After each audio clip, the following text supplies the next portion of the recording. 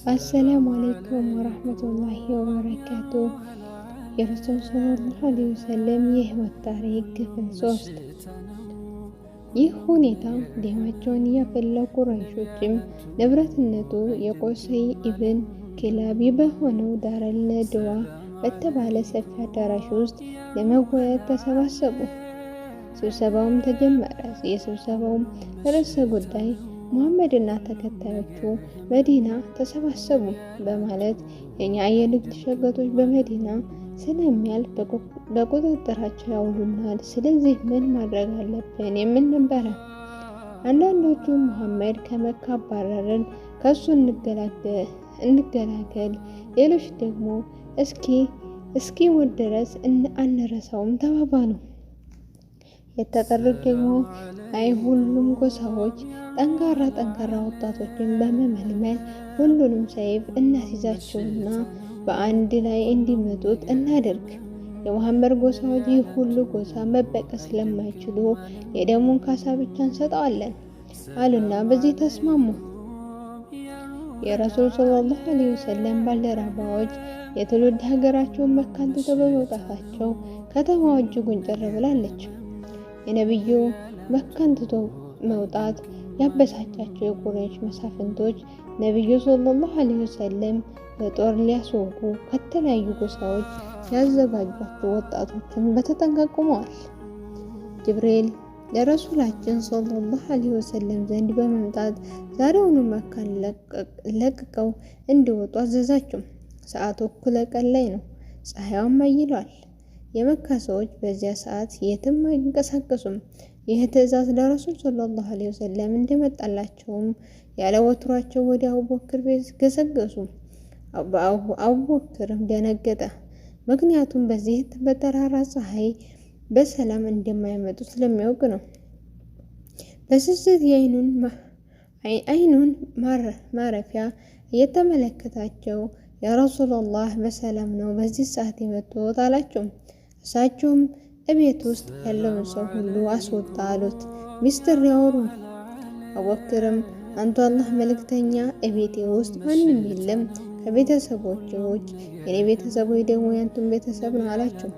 እሳቸውም ከመካ እንድንወጣ ታዝዣለሁ አሉት።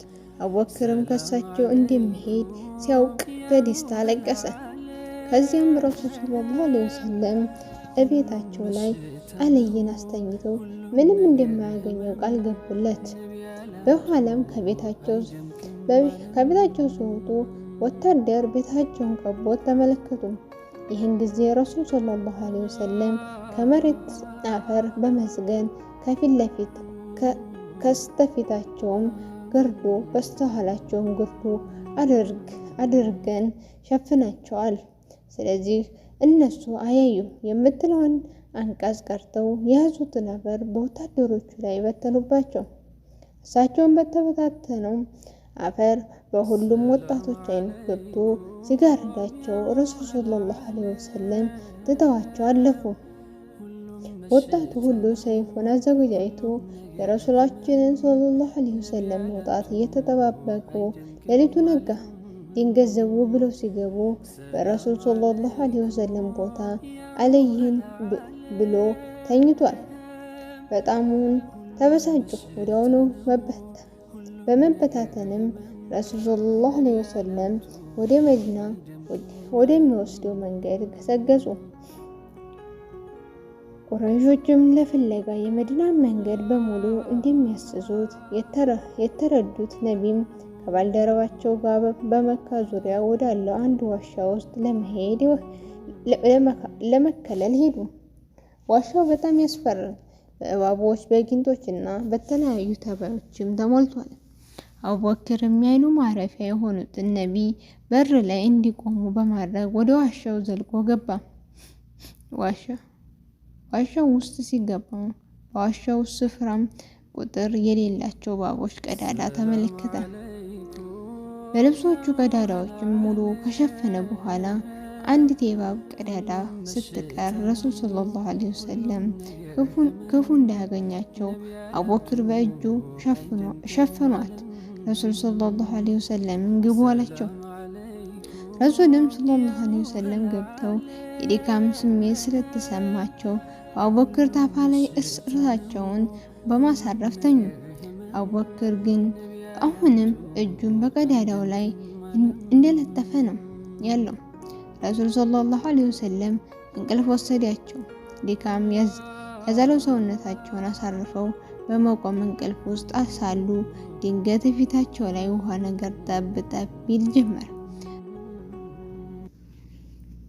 ረሱል ሰለላሁ ዐለይሂ ወሰለም ብንን ብለው ሲነሱ አቡበክር በእጁ በግድግዳው ተለጥፎ አይኑን እንባ እያዘነበ ነው።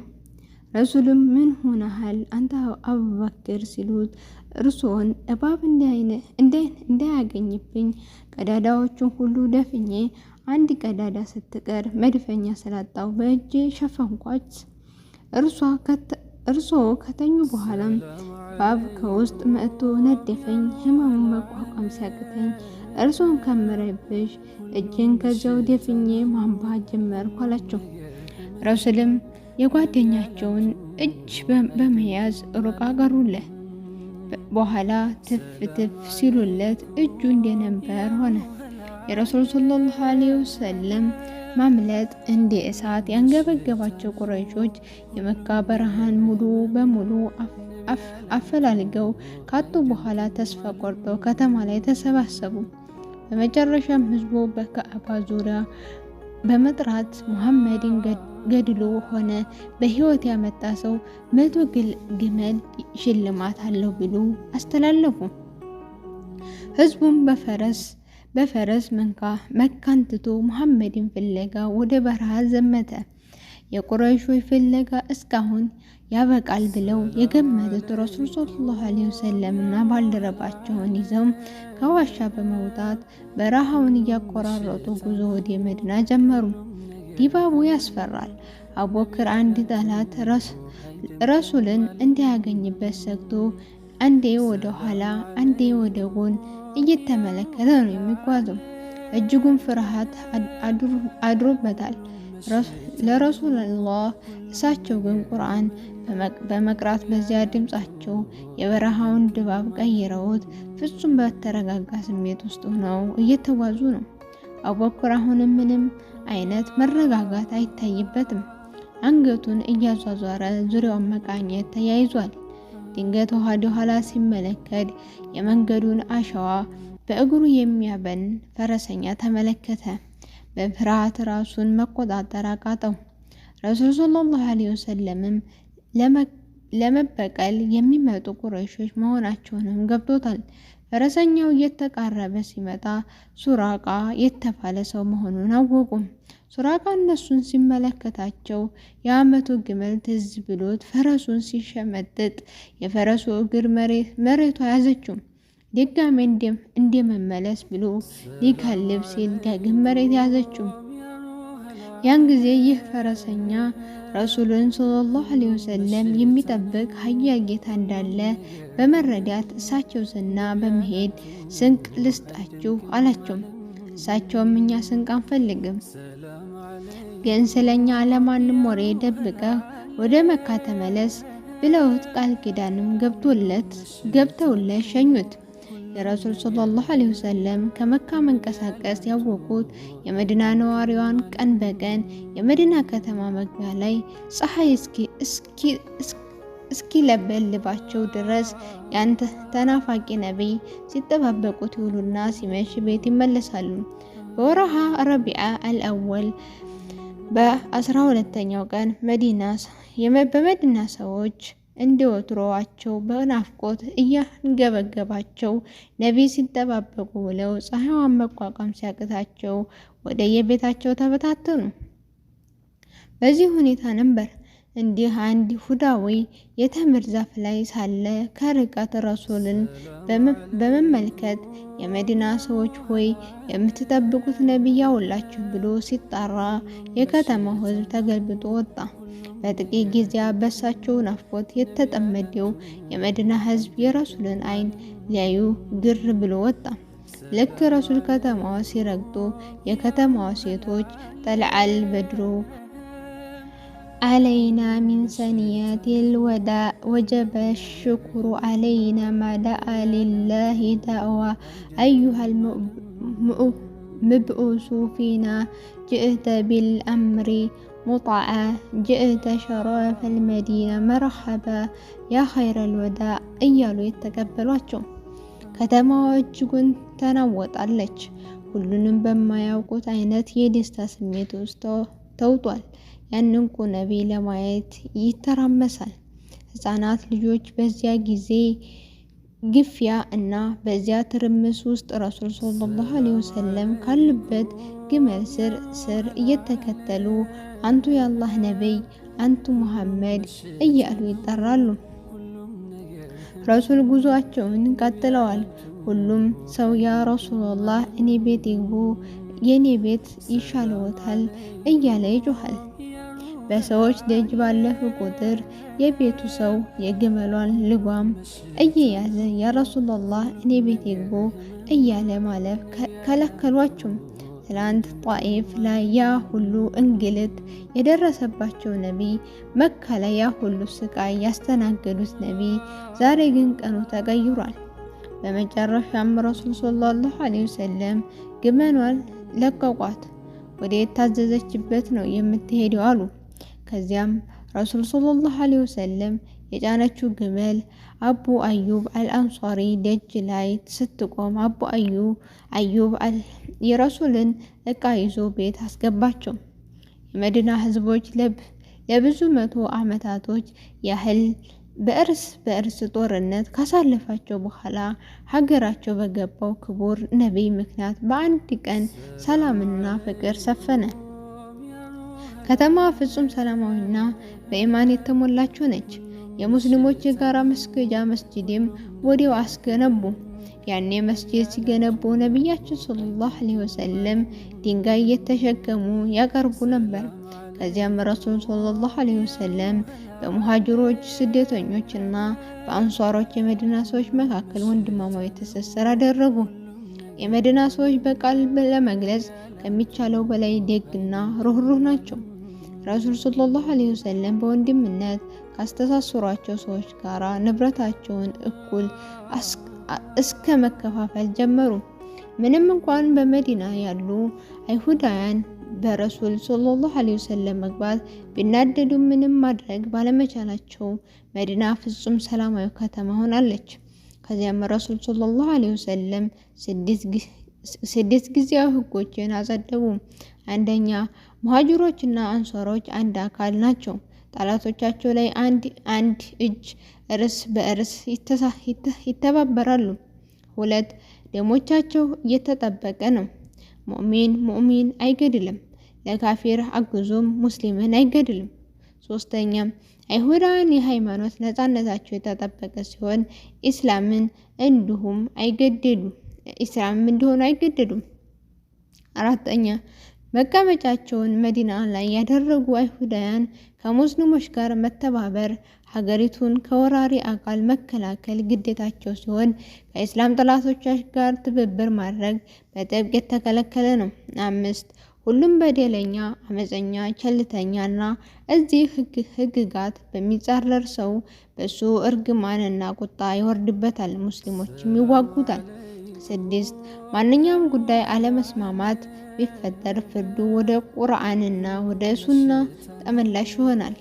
በዚህ ሁኔታ ከፊል አይሁዳውያን እስልምናን በውዴታ ሲቀበሉ፣ ከፊሎች አሻፈረኝ ብለው በተደነገገላቸው መብት መሰረት መዲና ላይ መኖር ጀመሩ።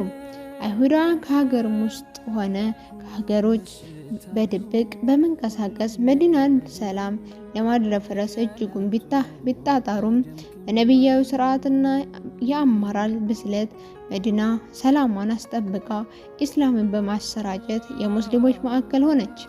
ምንም እንኳን የመካ ሙሃጅሮች ነፍሳቸውን ከመካ ቁረይሾች ቢያተርፉም ንብረቶቻቸው ግን የመካ መሳፍንት በሆኑትና በአጋሪያኖች ተዘርፎባቸዋል።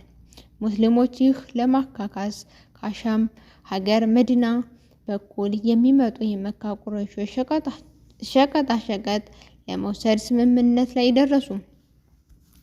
ይህ ሁኔታ ይህ ሁኔታ ለመካ ሰዎች ስጋት ስለሆነባቸው ሙሽሪኮቹ እንቅስቃሴያቸውን በጥንቃቄ ማድረግ ጀመሩ። ከዕለታት አንድ ቀን ነበረ።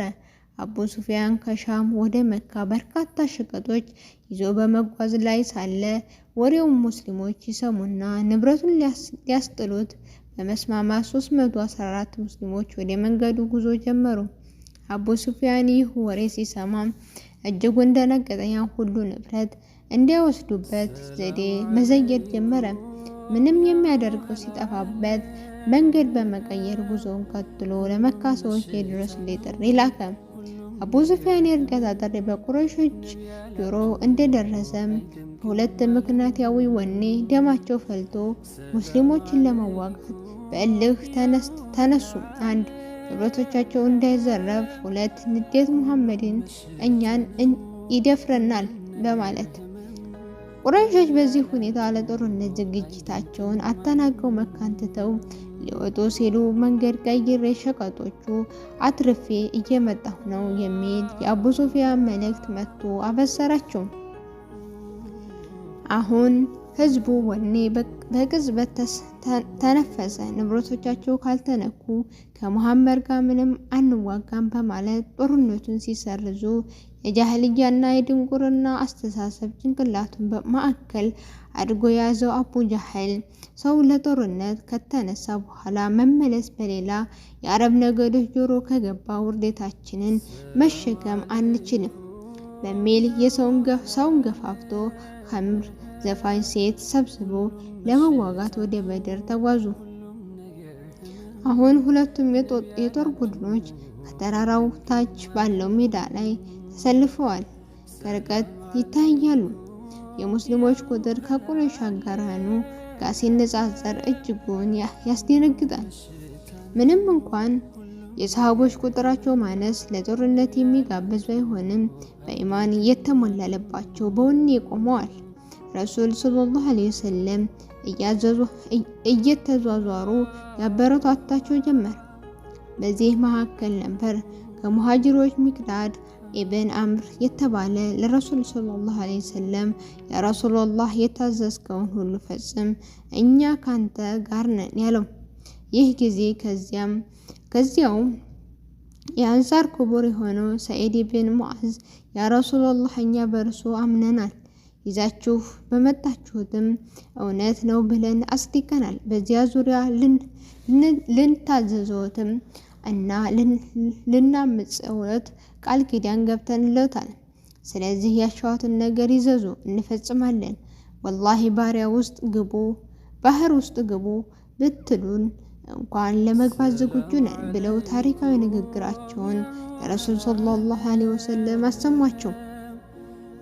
ከዚያም ረሱል ሰለላሁ ዐለይሂ ወሰለም በጥበብ የተሞላ ሰራዊት አሰለፏቸው። ተጠቅመው ካሳለፉት በኋላ ጦርነቱ ተፋፋመ፣ ተጀመረ። ረሱልም እጃቸውን ወደ ኋላ ከፍ በማድረግ ያ አላህ ቃል የገባህልኝም ሙላልኝ ብለው ዱዓ ያደረጉ። በመጨረሻም በሙስሊሞች ኢማናዊ ጥንካሬና በሙሽሪኮች ዱንያዊ ዝንባሌ የተጀመረው የበድር ጦርነት ሙስሊሞች የድል ካባ አለበሷቸው። ሙሽሪኮች ለሙስሊሞች ምርኮ በማድረግ ተጠናቀቀ።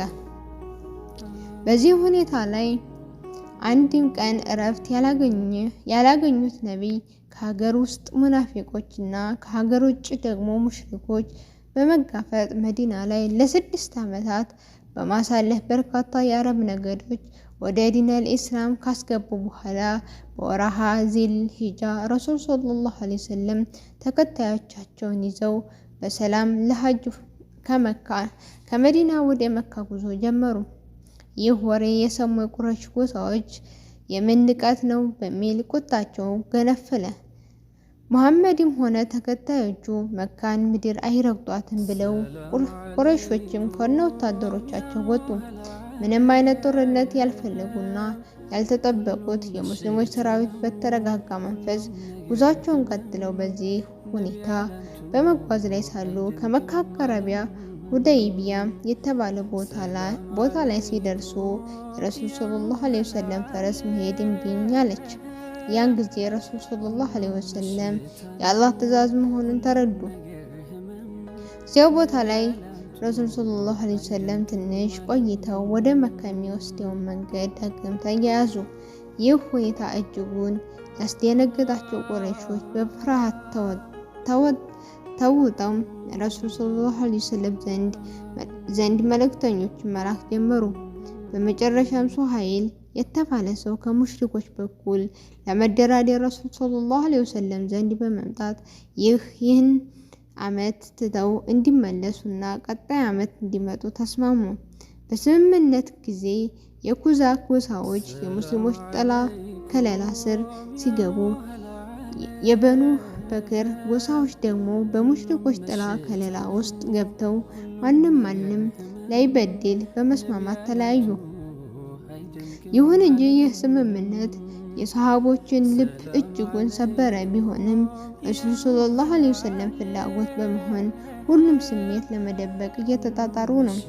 ይህ ዓመት መካን ሳይገቡ ለመጪው ዓመት ቀጠሮ ይዘው ሰሃቦቹም ልባቸው እየደማ ለረሱል ትዕዛዝ እጅ በመስጠት ወደ መካ ተመለሱ።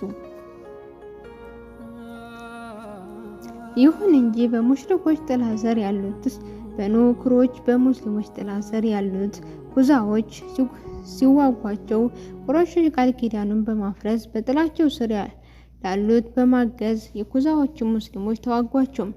ይህ ጊዜ ነበረ የኩዛ ባላባት የሆነው አምር ኢብን ሳሊም ረሱላችን ሰለላሁ ዐለይሂ ወሰለም ዘንድ በመምጣት ሙሽሪኮች ያደረሱባቸውን ክህደትና ጭፍጨፋ የነገሯቸው። ይህን ጊዜ ረሱል ሰለላሁ ዐለይሂ ወሰለም እጅጉን በማዘን ሙሽሪኮች ዘንድ መካ ድረስ ሂደው እንደሚዋጉ ለዑዛዎች ቃል ገቡላቸው። ቁረይሾች በጣሙን ተሸበሩ። የሙሐመድ ዛቻ ተግባራዊ እንደሚሆንባቸውም በእርግጠኛ በመሆኑ የይቅርታ መልእክተኞቹን ቢልኩም ተቀባይነት ሊያገኙ አልቻሉም። ከዚያም ረሱሉን ለማንም ወሬውን በመደበቅ ጉዞ ወደ መካ ሊያደርጉ ዝግጅታቸውን ጀመረው። ያ አላህንም ለቁረይሾች ይህን ወሬ እንዲደብቅላቸው ተማጸኑ። በሂጅራ 8ኛው ዓመተ በወርሃ ረመዳን ረሱል ሰለላሁ ዐለይሂ ወሰለም በብዙ ሺህ የሚቆጠሩ ወታደሮችን አስከትለው ጉዞ ወደ መካ ጀመሩ። ትዕይንቱ ደስ ይል ነበር። በኢማን የመጠቁ ሰሃቦች ከፍጥረታት ሁሉ በላጭ የሆኑ ነቢይ በመሃላቸው አስገብተው የላኢላሃ ኢለላህ ባንዲራ እያውለበለቡ ረጅሙን የበረሃ መንገድ ሌላ ውበት ሰጥቶታል። አቡ ሱፊያንና ሁለት ጓደኞቹ የሙሐመድን ጉዳይ ለማጣራት በማታ ወደ በረሃ ሲወጡ ያሰፊ ሜዳ ሰሃቦቹን በለኮሱት ብዛት ያለፈው ቀዲል እሳት አሸብርቋል። በጣም ተደነቁ። ሙሐመድ ይመጣል ብለው በፍጹም ስላልገመቱ የኩዛ ጎሳዎች ናቸው እንዳንል በፍጹም እንዲህ በረሃውን የሚሞላ ብዛት የላቸውም፣ ምን ጉድ መጣብን እያሉ በጭንቀት ተዋጡ። ከዚያም አቡ ሱፊያን ጠርተው ይህ እኮ የሙሐመድ ሰራዊት ነው አለው። አቡ ሱፊያንም ደነገጠ። የሚይዘው የሚጨብጠው ጠፋበት። በአግራሞት እየተመለከተ ይህ ሁሉ ሰራዊት ምን ጉድ ነው? ይህ ሁሉ ወታደር እንዴት በሙሐመድ ዙሪያ ሊሰባሰብ ቻለ? ከሀገሩ ትናንት ተባሮ የመጣው ሰው ዛሬ እንዲህ በወታደር ታጅቦ ይምጣ እያለ ማጉረምረም ጀመረ። በዚህ መካከል አቡ ሱፊያን ለረሱል ሰለላሁ ዐለይሂ ወሰለም ዘንድ በመሄድ ሰልሞ ወደ መካ ተመለሰ። ረሱል ሰለላሁ ዐለይሂ ወሰለምም ብርቅዬ ሰሃቦቻቸውን አስከትለው የመካ ምድር ረገጡ። ከተማ በመግባት ጀመሩ። ቁጥራቸው እጅግ ብዙ ነው። ስርዓታቸውና እርጋታቸው ያስደምማል። ምንም እንኳን ብዛታቸው ለቁጥር የሚያዳግት ቢሆንም በአንድ የሚወዱ ሰው ትዕዛዝ ብቻ የሚንቀሳቀሱ የመካን ከተማ ሊገቡ ሲሉ አቡ ሱፊያን ለመካ ቁረይሾች ጨክ ብሎ እናንተ ቁረይሾች ሆይ ሙሐመድን ልትቋቋሙ የማትችሉትን ሰራዊት መዓት አስከትሎ መካ እየገባ ነው። ሁላችንም ወደ የቤታችሁ ግቡ። እኔ ቤት ገባና ባለቤቴን የተደበቀ ማንም አይነካም በማለት ተጣራ። የመካ አመፀኞች ሁሉም ምድሪቱ ጠበበችን። ረሱል ሰለላሁ ዐለይሂ ወሰለም እድሜ ልኩን ያስቃየ ሁሉ መግቢያ መሸሻው ጠፋባቸው። የዛሬን ቀን የበቀል ቀን መሆን የገመቱት ሁላ መካን ትተው የወጡም አሉ። ግን አብዛኛው በቤቱ ተደብቆ መሞታቸውን ሰዓት መጠባበቅ ጀመረ። ረሱል ሰለላሁ ዐለይሂ ወሰለም መካ ከተማዋን ከመግባታቸው በፊት ሰራዊቶቻቸውን ሁለት በመክፈል የአስለመል፣ የሱለይም፣ የጊፋር፣ የሙዘይና የጁሃይና ሌሎችም ጎሳዎች ከመካ በስተቀኝ በኩል እንዲገቡ በማዘዝ ካሊድ ኢብኑ ወሊድ አሚር አደረጉ። በከተማዋ በግራ በኩል ደግሞ ዙበይር ኢብን አዋም አሚር በማድረግ ሰራዊት ልከው እሳቸው ወደ መካ ለአላህ ምስጋና እያደረሱ ገቡ። የመካ ከተማ በተደበቁ ነዋሪዎች ባዶ ሆና ሳለ የሙስሊሞች ሰራዊቶች በቅጽበት መጥተው ሞሏት። በዚህ ሁኔታ ላይ ሙስሊሞች ደስታቸውን በምስጋና እያሳለፉ ሳለ ነበር ረሱል ሰለላሁ ዐለይሂ ወሰለም ወደ ካዕባ ውስጥ በመግባት ለብዙ ዓመታት የከረሙ ጣዖቶችን መተባበር የጀመሩት።